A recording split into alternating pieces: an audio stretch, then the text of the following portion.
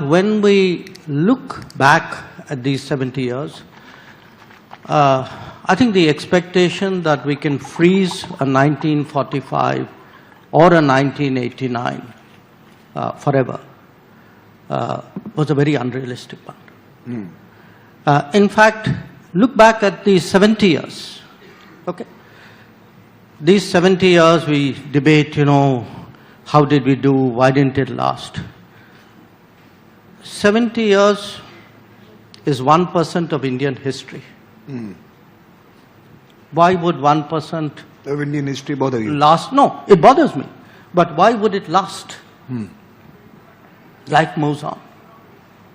So, somewhere I think this attachment to the past did not take into account the forces that were propelling the change. So, then we come to the present. The 2-3 points I really liked about the book. One, of course, the fact that it was a triangulation, because much of the debate today is global West, the fight within the West, to some extent a binary of West and East. So I really appreciate that you brought in the South, because conceptually the South matters more and more. Also, I think one important variable which often gets left out, which is demographics. That, if there are going to be two big changes in this decade, one will be technology, but the other will be demography. And, I think President has kind of brought that into the metrics. Regarding the future, it's, again, a lot of the analysis is obviously centered around the changes in America. So is the book.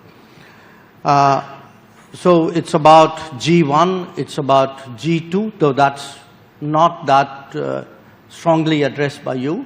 I understand why, I empathize fully with that. You've even in passing referred to a kind of G3.